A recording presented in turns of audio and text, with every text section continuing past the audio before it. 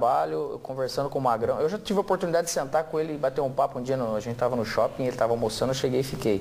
Conversa interessante demais, ele sabe muito de futebol, já viveu acho que esse tempo de experiência, ser humano, igual vocês falaram, educado, um cara que o mercado brasileiro acho que está precisando de treinadores também cada vez novos. Mas tu sabe que está mudando, né? É impressionante a lista de medalhões desempregados. É, exatamente. É um negócio incrível. E tem dois a perigo já. O Oswaldo e o Marcelo.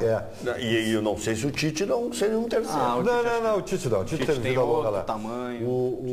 Mas assim, ó, sabe por que isso? Assim, ó? Porque não basta tu ter só nome. Ninguém mais se segura no nome, cara.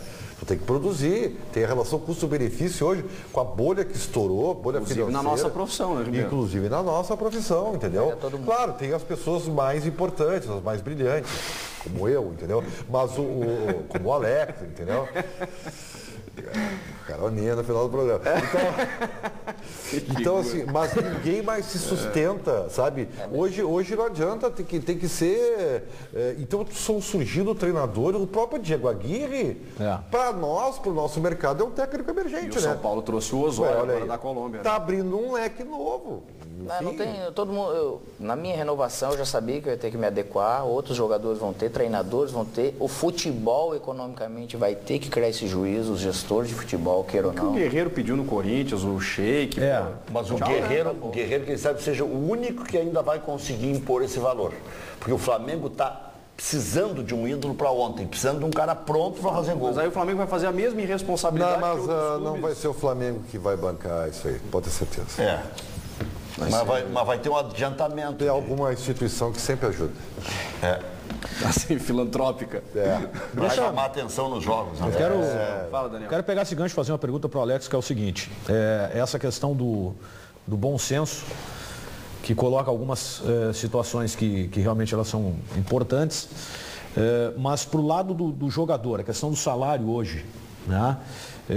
A questão do direito de imagem, havendo um ajuste no calendário, o número de jogos vai diminuir. Como é que fica para o clube, de repente, o jogador e o próprio clube com menos jogos no que se refere à arrecadação e à questão do salário? Tu acha que o jogador vai ter que se adaptar a essa realidade financeira também? É natural, mas assim, Daniel, um negócio que acho que pegou muito mal e coisa que a gente até está defendendo, lógico, a classe como um todo. E o grande problema é que depois os estaduais tem mais de 20 mil atletas desempregados. A gente não está nem tanto defendendo a situação da gente, porque se a gente fosse jogar menos, a gente não vai conseguir jogar menos que 72, 75 partidas no ano de uma forma coerente, a gente sabe. Mesmo que se jogue aqueles 91 jogos que já jogou São Paulo, se não me engano, na década de 90, foi muito, a gente já teve 80 e poucos jogos e tal. Então a gente sabe que não vai fugir muito. Que poderia fazer um estadual mais interessante, estilo Copa do Mundo, a gente lança ideias. Sim. Mas a ideia é realmente tentar fazer com que a CBF enxergue. A gente sabe que é um produto difícil de vender também com os clubes menores, a gente sabe, e sendo difícil de vender tem menos arrecadação. Porém, a ideia é proporcionar algo um pouco mais concreto, mais justo para esses atletas. Transferir direito de televisão. Porque a questão nossa da gente, jogador de Série A, que é bem sucedido e tem um bom salário, a gente vai estar sempre adequado àquilo que o futebol vai estar oferecendo economicamente, né? Não é nem a gente que coloca uma arma na cabeça de alguém e que faz os contratos. Então os gestores do futebol, a ideia do fair play financeiro que a gente está propondo, que o bom senso está propondo, é justamente para que esses presidentes que naturalmente irresponsáveis, a gente não generaliza, ele usa o dinheiro do clube, usa o dinheiro do clube e não se responsabiliza por isso, né, Dani? É um negócio muito irresponsável. Lá na frente e o jogador porque daí sai um, vem outro, Só que agora estão pegando, hein? Então, lá na Suíça, mas enjaularam uns lá. Então, mas isso aí é parte de corrupção. Então é um negócio que também tem que ficar um pouco mais transparente e criar um órgão para fiscalizar isso daí, para acabar, porque se acaba com a palavra corrupção, se acaba com a fome, se melhora a saúde, se melhora a segurança, se melhora... Sabe por quê, Alex? E é bom que eu vi uma pessoa esclarecida, né, inconsciente, porque a gente trabalha muito com esses 6, 7% que são os grandes jogadores. Mas o grosso... O que tem de jogador de futebol desempregado, que ganha uma miséria, clubes que disputam a competição por 3 meses e fecham as portas, quer dizer, isso aí tem um cenário que não aparece para o grande público. Trabalha de segunda a sexta num emprego e joga na várzea no final de semana para ganhar um troquinho. Mas isso por ser mal gerido, eu acredito isso. É bem possível o cara ter um salário que seja de R$1.000 por mês, mas ele poder receber. E eu acho que a CBF em si e todo mundo que envolve futebol junto com televisão, eles poderiam melhorar isso. Se o teto salarial de um jogador como o D'Alessandro, como o Guerreiro, fosse R$100.000, eles iriam ganhar R$100.000. Se o futebol propusesse isso. Tá entendendo? Se o limite for 1 milhão, os top vão ganhar 1 milhão. É que é uma lei de mercado, né? É a gestão, se você não paga, outro paga. E aí é a gestão que impõe praticamente esses limites, não é o atleta. Olha, o que o Alex disse é o seguinte, o jogador, ele ficaria até mais tranquilo se ele abrisse mão de ganhar 50, 60 mil por mês, mas se esses mesmos 50, 60 mil tivessem um destino correto. Sim, lógico. Porque o clube acaba não pagando, o clube acaba não recolhendo os impostos como tem que recolher. Né? A maioria ia continuar não conseguindo fazer um pé de meia, que a gente fala. Ia continuar da mesma maneira, isso aí não vai mudar. Porém, ia conseguir tratar dos seus filhos, porque o atleta, ele deixa de ir para a escola, às vezes, para viver essa ilusão do futebol, que no Brasil só 0,8% dão certo. No mundo são 2, 3%. O Hélio Carraveta até pegou e fez esse levantamento, que é muito, cara, menos de 1%, é um absurdo. Então a gente como bom senso, a gente está tentando olhar para esses caras que a gente não consegue, por quê? Porque não interessa, os caras não geram dinheiro para corrupção, não gera dinheiro para eles, você tá entendendo? O William, esse que hoje é comentarista, fez um levantamento e disse que mais de 50% dos jogadores são separados. E isso aí é outra bronca. É muita falta de orientação. Não, mas isso tem uma explicação bem plausível, né? Porque, como disse o Alex, a maioria ou muitos não conseguem gerir com eficiência a sua carreira. E aí, como tu sabe, né? Acabou o dinheiro, acabou o casamento, né? Ah, meu Deus do céu. Alex, você já pensou, já começou a pensar em parar? E o que fazer depois de parar? Eu sei que tá se aproximando, esses, de repente, mais 3 anos, 4 anos aí, eu não vou passar muito disso, eu acredito que não. Lógico que vai chegar lá, eu vou estar pensando, mas o que eu vou ser, o que eu vou fazer, sinceramente. Olha, cantor, eu não sei. Cantor só com churrasco, quando nós fizemos churrasco junto, aí... Aí eu faço aquela cantoria bem solta, o pessoal dá risada, tiririca, né, cara? É muito Mas agradável. ele gosta da latinha, né? Seja na cantoria, seja do Nem é bom trazer muito aqui, que senão a gente acaba perdendo o lugar. Exato, né? Tem um Alex aí e tal. Você tá vendo o Yarley, por exemplo, né?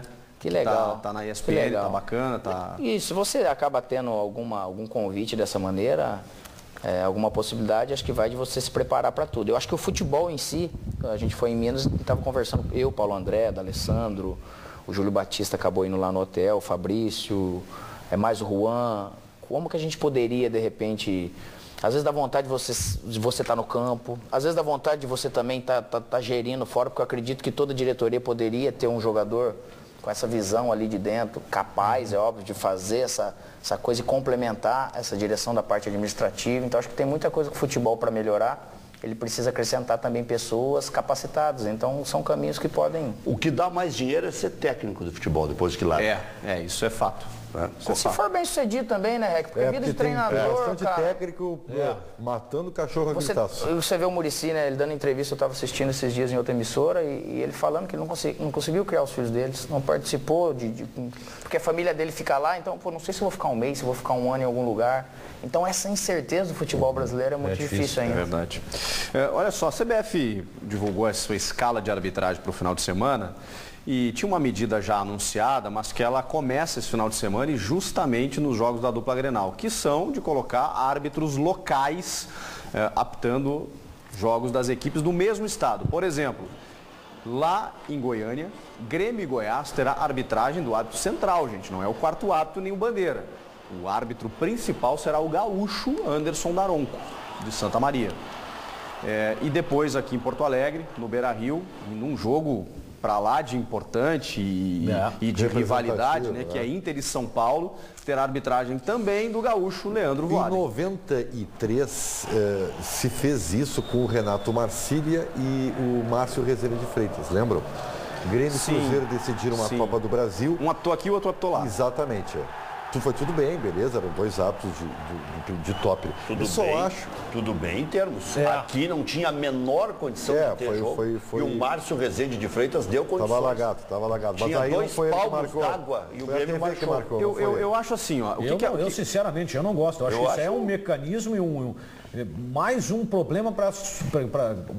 Aliás, se traz mais um problema para o futebol brasileiro. Eu acho que é um problema para o juiz. É um problema para o juiz, porque mesmo ele sendo mais competente, é natural do ser humano, entendeu? Ele criar uma armadura, tipo, eu não posso favorecer o time do meu estado. Eu não posso. Outra coisa, ele corre o risco de errar por não querer errar, entende? Ele pode ser taxado de um cara que tem influência no jogo. E agora foi por água abaixo aquela nossa ele joga história. a favor do Estado. E os dirigentes, como o Alex falou, muitos deles são irresponsáveis. Então, ele pode não ter errado, mas se o cara achou, ele vai para os microfones e vai dizer, é uma barbaridade, é um absurdo. Deixa eu explicar o porquê dessa medida. É econômico. Já vem também, mas não é só por isso. A CBF está tentando quebrar paradigmas. O que acontece, tá? O Marcelo de Lima Henrique, que é do Rio de Janeiro, está optando pela Federação Pernambucana. Aí ele é escalado em jogos do Flamengo, porque ele está por outra federação, mas ele é do Rio de Janeiro. O Weber Roberto Lopes, ele está apitando por Santa Catarina e já estava apitando jogos das equipes do Paraná. O Evandro Rogério Roman,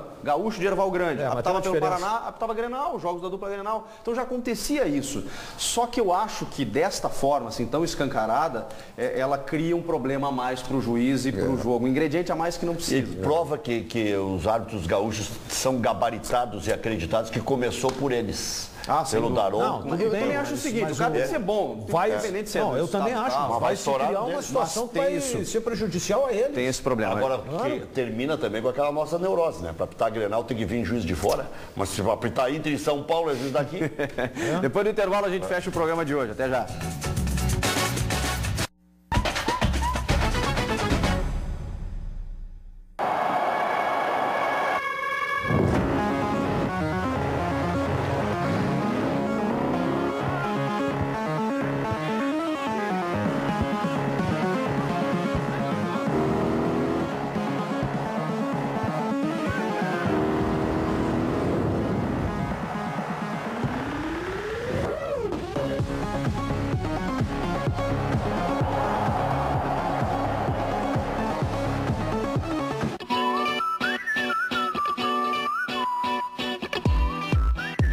Bem-estar e conforto em um ambiente moderno e agradável com ótimos profissionais. Essa é a Núcleo Estética. Cabelo, maquiagem, manicure e pedicure, tratamento facial, massagem e podologia. Venha tratar o corpo e a mente. Saúde e beleza todo mundo merece. Núcleo Estética e Serginho Beauty. Fone 3212-2934 e 3286-0020.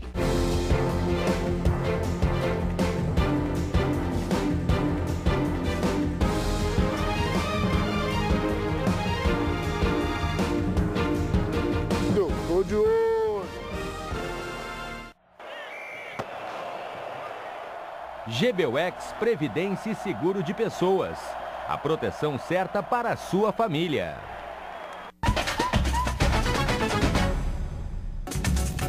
Ribeiro Neto na marca do pênalti, mas quem vai chutar não é o Alex, é o telespectador Pedro Luiz Gomes. A pergunta é o seguinte, Ribeiro, você acha que o Inter vence o Barcelona no tempo normal, prorrogação ou nos pênaltis?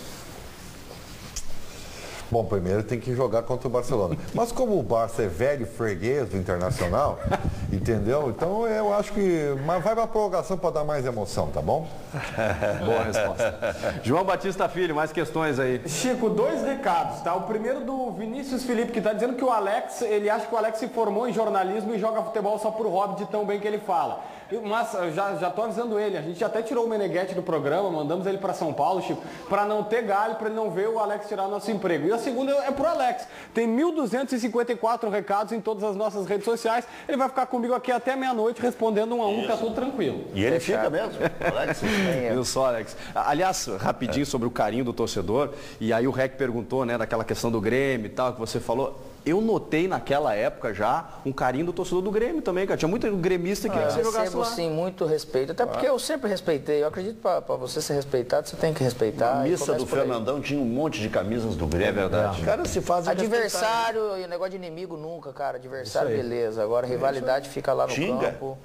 Tinga se revelou colorado, tendo se consagrado no Grêmio e é respeitado pela torcida do Grêmio. Esse negócio de torcedor ir lá na arena, quebrar cadeira, ou do Grêmio vir aqui, cara, nós temos que acabar. Você tem que civilizar o pessoal, não tem como, cara. Acabou no campo, acabou, né? Ô, Alex. Alô, só Bis, uma lesãozinha aí, ó. Obrigado pela tua presença aqui. Eu que agradeço. Muito bom contar contigo. Obrigado Volte mesmo. sempre, né? A casa é sua. Estamos aqui aprendendo, gente. Não, tá certo. Já tá no bem. ponto. Só almoço sagrado aqui, ó. Já tá no ponto. Voltamos Tá bem, amanhã, 1 da tarde, gente. Tchau. Até amanhã. Ainda bem que o Baldasso não estava aqui.